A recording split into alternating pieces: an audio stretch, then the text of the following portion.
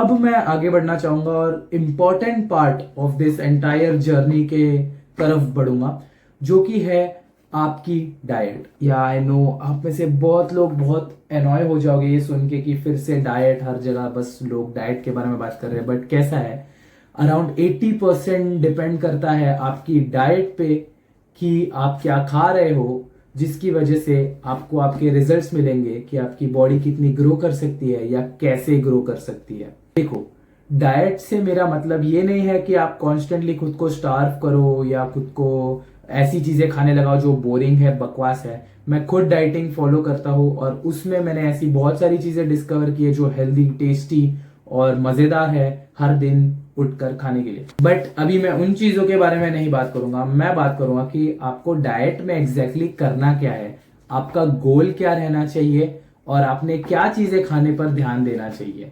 तो आपका goal with dieting is आपको पतला होना है। आप पतले होने पर ध्यान दोगे, फैट बर्न करने पर ध्यान दोगे, तो बेसिकली कैसा है कि आपके जो हॉर्मोन्स हैं, ये सारे हॉर्मोन्स बहुत ज्यादा बैलेंस में रहेंगे, अनहेल्दी अमाउंट में नहीं ग्रो कर रहे रहेंगे। आप लेजी कम फील करोगे तो आप एफर्ट्स ज्यादा डालने की कोशिश करोगे।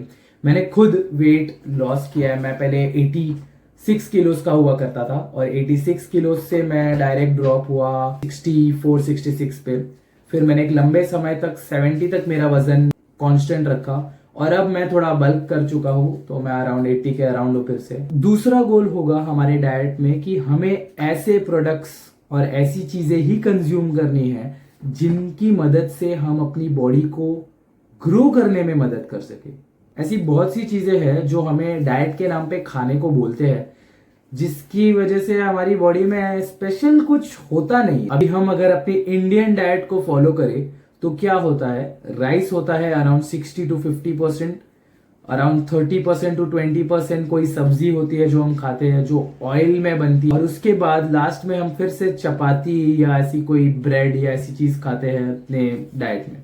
फिर हम जब चाय या कुछ ऐसे इवनिंग स्नैक्स खाते हो तो उसमें भी हम कुछ ऐसा हेल्दी खा नहीं रहे। इंपॉर्टेंट चीज जो हमारी बॉडी को रिक्वायर्ड है वो है कैल्शियम, विटामिन, मिनरल्स और ऑफ कोर्स सबसे इंपॉर्टेंट प्रोटीन एंड फैट्स।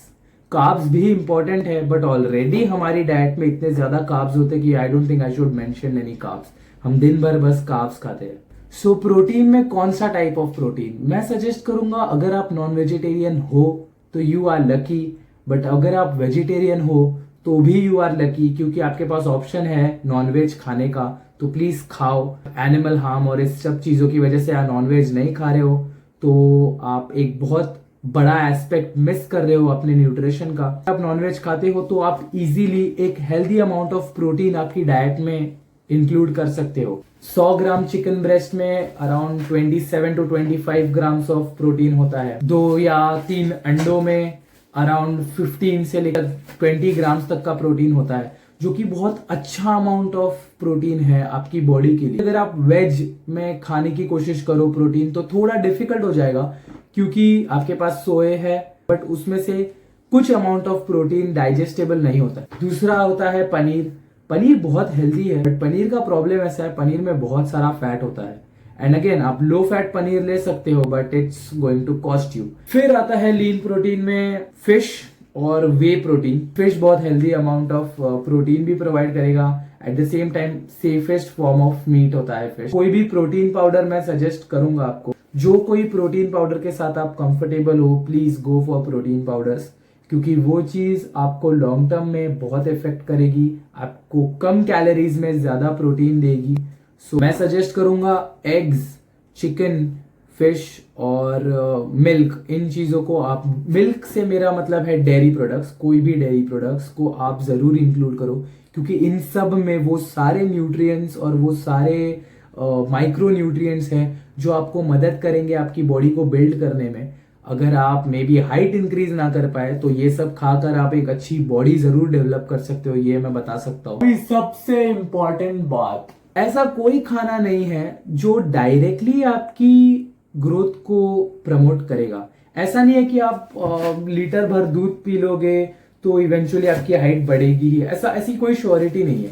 हर चीज एक साथ धीरे धीरे आकर डिटरमिन करती है कि आगे क्या होगा। अगर आप कॉन्स्टेंटली थोड़ी थोड़े इंटरवल्स में मील्स लेते हो और इस चीज को बहुत महीनों तक फॉलो कर रहे हो तो महीनों बाद आपको एक रिजल्ट मिलेगा, आपकी बॉडी में डिफरेंस दिखेगा।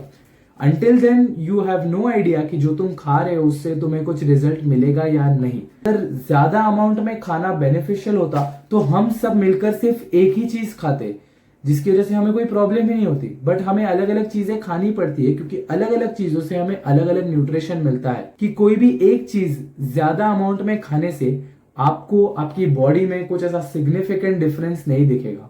सो मैं सजेस्ट करूंगा अपने रिसोर्सेस और अपने पैसे बचाओ और ऐसी फालतू चीजें मत करो। Okay, so the last and important point is कि पानी कितना पी रहे हो। देखो, अगर आपकी बॉडी में पानी ही नहीं है, जो कि 70% पानी है, और आप पानी ही नहीं पी रहे हो, पानी एक टाइप का इंजन ऑयल होता है आपकी बॉडी के लिए, जो आपकी बॉडी को कांस्टेंट हाइड्रेटेड रखता है, मॉइस्चराइज रखता है। जितना अमाउंट ऑफ पानी पियोगे उतना आपके लिए बेटर है। प्लीज मेहरबानी करो 10-10 लीटर पानी मत पियो। उसकी वजह से क्या होता है, आपके बॉडी के जो हेल्दी न्यूट्रिएंट्स है, अच्छे न्यूट्रिएंट्स है, वो भी एक्सक्रीट हो जाते हैं अगर आप बहुत सारा पानी पी रहे हो तो। आपकी हाइट और आपके बॉडी वेट के हिसाब से जितना पानी रेकमेंडेड है उतना ही पानी पियो। मैं दिन में 4 लीटर तक का पानी पीता हूँ, वो भी अराउंड 3.5 लीटर तक ही हो पाता है। लास्ट पॉइंट मैं इंक्लूड करना भूल गया था, वो है sleep. So try to sleep at least 9 to 8 hours, जो मैंने भी किया था। फोन्स को दूर रखो, रात के वक्त फोन पास में लेकर मत सोना, क्योंकि फिर उससे माइंड डिस्ट्रैक्ट हो जाता है और ज्यादा टाइम तक आप जागते रहोगे, नींद नहीं आएगी। आपको एक स्वीट स्पॉट में सोने की कोशिश करना है, जो कि 10 से लेके 2 AM 3 AM तक का होता है, जो कि हमारी बॉडी की रिकवरी को और सारे इंटरनल कामों पर शरीर को ध्यान देने में मदद करता है। उसके बाद का पीरियड वेकिंग टाइम होता है, जिसमें बॉडी उठने की कोशिश कर रही रहती है और वेकअप मोड में चली जाती है। तो ट्राई करो कि आप वो टाइम पे सो, क्योंकि हम जो जनरेशन वाले हैं, जेनजी और may be millennials, I don't know about you guys, but हम सभी जो होते हैं बहुत ज्यादा लेट नाइट तक जागने वाले लोग होते हैं। तो सोने की कोशिश करो। मैंने कोई भी चीज इन डेप्थ आपको नहीं बताई है, क्योंकि मैं आपको एक मैप दे रहा हूं। मैप में मैं अभी तक सारे डिटेल्स नहीं बता रहा हूं, क्योंकि आपके लिए बहुत कंफ्यूजिंग हो जाएगा। इसके लिए मैंने बस आपको मैप बताया कि आपको क्या चीजें करनी चाहिए, क्या चीजें नहीं करनी चाहिए। अब ये सारी चीजें ऐसी है कि डायरेक्टली आपको इफेक्ट नहीं दिखेगा, बट स्लोली एंड स्टेडीली ये सारी चीजें आपको इन्फ्लुएंस करेगी कि आप खुद को एक फॉर्मेट में लेकर आओ, खुद का एक रोड बनाओ जिस पर आप आराम से चल सको। ऑफ कोर्स जो मैंने चीजें बताई है वो आप शायद कर सको या मे बी उससे ज्यादा कर सको।